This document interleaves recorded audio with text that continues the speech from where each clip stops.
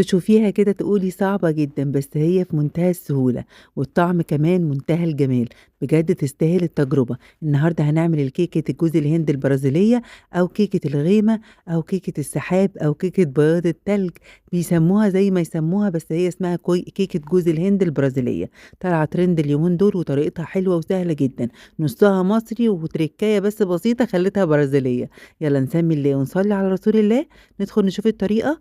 بسم الله الرحمن الرحيم. أول حاجة جهزت طبق غويط، وفي الطبق دوّة كده هانخل كوبايتين وربع من الدقيق. طبعًا لازم أنخل الدقيق كويس جدًا علشان أفُك التكتلات بتاعته وأدخّل فيه هوا. كوبايتين وربع بالضبط كده من الدقيق. بعد ما نخلت كده الدقيق هانزل عليه بذرة صغيرة خالص من الملح، وكمان كيس من البيكنج باودر أو ممكن كيك شيف زي ما تحبي، وكمان كوباية إلا ربع من جوز الهند. وهنخلطهم كده كويس جدًا مع بعض، وهاحط المكونات دي على جنب. هاجي بقى في الخلاط وهانزل ب3 بيضات بدرجة حرارة المطبخ. أي حاجة هاستخدمها للكيك هتكون بدرجة حرارة المطبخ. وهانزل كمان بكوباية من السكر، وعليهم معلقة صغيرة مليانة كده من الفانيليا السايلة، ومعلقة كبيرة من الخل الأبيض. الخل هنا محسن طبيعي وبيخلي الكيكة بتاعتي فاتحة. وكمان كوباية إلا ربع من الزيت. وهانزل بقى بعلبة من الزبادي أو كوباية كده من الزبادي، وكمان نُص كوباية من الحليب. ممكن تشيلي الزبادي وتستغني عنها خالص، وتنزلي بكوباية من الحليب. بس يا جماعة بجد الزبادي بتودّي الكيك في حتّة تانية خالص، بتخلّي الكيك هَش كده وفاتح وجميل جدًا. هاضرب السوايل دي كويس جدًا في الخلاط لغاية ما لونها يفتح بالشكل ده، هانزل بيها كده على المواد الجافة، واخلطهم واقلّبهم كده مع بعض كده في اتجاه واحد. لغاية ما كله يندمج كده مع بعض. مش قادرة أقول لكم ريحة الزبادي مع جوز الهند مع بقية المكونات عاملة إزاي، الريحة خطيرة. بُصّوا بقى القوام عامل إزاي. جبت بقى صينية مقاس 26 ودهنتها كده معلقة من الزيت، ما بطنتهاش بدقيق ولا أي حاجة، وهانزل بقى بكل المكونات بالشكل ده. كل مكونات خليط الكيك كده بالشكل ده. وشغّلت الفرن على درجة حرارة 180.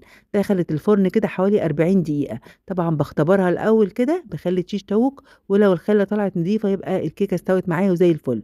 هاسيبها تبرد تمامًا كده لغاية ما توصل لدرجة حرارة المطبخ، وبعد كده هاقلبها في طبق التقديم بالشكل ده. بتنزل معايا بمنتهى السهولة. الكيكة هشة وكانت ريحتها في الفرن تحفة. لغاية هنا الكيكة دي مصرية 100%، وبنعملها على طول كيكة جوز الهند العادية خالص. هاسيبها بقى على جنب شوية، وهنعمل بقى التركاية اللي هتخليها لنا برازيلية. جبت بقى الخلاط بتاعي ونزلت كده بنص كوباية من السكر البودر، ده طبعا سكر عادي وانا طحناه في مطحنة الخلاط.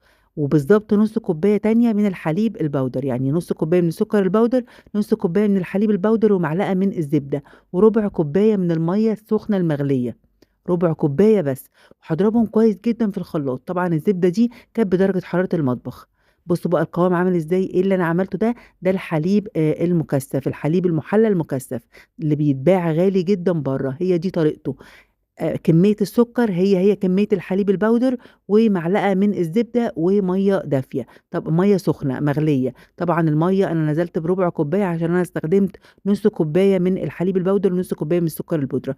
بُصّوا قوام الحليب المكثف حلو إزاي. هانزل بقى عليه دلوقتي بكوباية من الحليب اللي بدرجة حرارة المطبخ.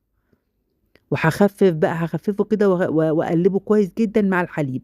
ده صوص كده لازم يبقى خفيف كده، ما يبقاش بتُقل الحليب المُكثّف، علشان ده اللي هنغمس فيه قطع الكيك دلوقتي. وطبق تاني فيه حوالي كوباية كبيرة كده من جوز الهند. جهّزت بقى الكيكة بتاعتي وكانت طبعًا بردت تمامًا. هابدأ أقطّعها كده مربعات. استخدمي بقى صينية مدوّرة، صينية مربعة، لو كمان صينية مربعة هيكون أفضل كتير، علشان تطلّع لِك كده الكيك كلّها مربعات بالشكل ده. استخدمت صينية مدوّرة، بس المهم إن الكيكة بتاعتِك تطلع ناجحة. الكيكة هشة جدًا وزي القطن. بُصّوا عالية إزاي. بانزل بقى بقطعة من الكيك في الحليب المُكثّف اللي هو متخفّف بحليب عادي، وبانزل بيها كده أغمسها في الحليب، وبعد كده بانزل بيها بجوز الهند بحيث إن جوز الهند يغلّفها كلّها كده بتبقى بالشكل ده. وباجيب بقى ورق فويل بابقى مقطّعاه على قد حجم الكيك، وهالِف كده قطعة الكيك في الورق الفويل بالشكل ده، وأقفله كويس جدًا. بجد يا جماعة الموضوع ده ينفع مشروع، وهيكون مشروع مُربح جدًا كمان. بُصّوا قطعة الكيك باخدها كده أنزل بيها في صوص الحليب، وباصفّيها بالشكل دوّة، بعد كده بانزل بيها كده في جوز الهند، في طبق جوز الهند، طبعًا جوز الهند بيمسك فيها على طول. الكيكة إسفنجية وهشة جدًا، فتمسكوها كده بحذر علشان ما تتفرفتش منِّك. وورق فويل وهاغلّفها كده والفّها كويس جدًا. مش قادرة أقول لكم بقى الصوص اللي بتغمّسوا فيه الكيكة دي بيخلّي طعمها عامل إزاي، بيخلّيها هشة وعالية ومرتفعة أكتر من كده، وبيخلّي طعمها حلو أوي، أوي بجد، لأ مختلفة وحلوة جدًا وتستاهل التجربة. يعني هُم بُصّوا خدوا الكيكة وحطّوها كده في الصوص ده، مجرّد إن هي اتحطّت في الصوص ده وبعد كده غمسوها كده في جوز الهند، بتبقى الكيكة فاتحة وبيضة وكإنِّك مش حاطّاها في الفرن خالص. وبعد كده بنحطها كده ونغلفها في الورق الفويل كده، وكل بقى كمية الكيك دي بنحفظها في التلاجة. طلعت معايا كمية حلوة أوي وبجد جميلة ومشبعة وطعمها حلو ولذيذ جدًا. بُصّوا بقى الصوص ده بيخلّي جوز الهند يمسك فيها، وبيخلّي الطعم حلو أوي. الحليب البودر مع ال ال المَيّة اللي هو الحليب المكثّف يعني، مع السكر البودر مع المَيّة الحليب المكثّف اللي إحنا عملناه، مع كمان إن أنتِ تخففيه بالحليب، بيبقى الطعم حلو أوي. الصوص ده طعمه حلو جدًا. بُصّوا بقى كمية الكيكة اللي طلعت، وكانت زايدة معايا حوالي قطعتين كده بشكل المثلث، بناتي خدوهم كده من غير ما نحطهم في الصوص، بس كانوا حلوين جدًا وكانت الطعم حلو أوي. طبعًا الكيكة دي بتدخل التلاجة أقل حاجة 4 ساعات، أنا خلّيتها ليلة كاملة يعني بيّتها في التلاجة. بُصّوا هنا بقى كنت بافتح على أول قطعة بالشكل ده، عايزة أوريها لكم من وشّها. بُصّوا وش الكيك، ده الوش بتاع الكيك، بيكون أفتح طبعًا شوية. بُصّوا بقى الكيكة عالية قد إيه وهشة، إسفنجية زي القطن، الصوص اللي شارباه مخلّي طعمها حلو أوي. هي متماسكة كده طبعًا علشان كانت في التلاجة، وكمان تغليفها بالورق الفويل حافظ لي عليها إن هي ما تنشفش معايا، تبقى طرية، وفي نفس الوقت طعمها حلو أوي، والصوص اللي شارباه مخلّي طعمها حلو جدًا. أنتِ بتاكلي حاجة جديدة ومختلفة، وبجد طعمها يجنن، يعني بجد تستاهل التجربة.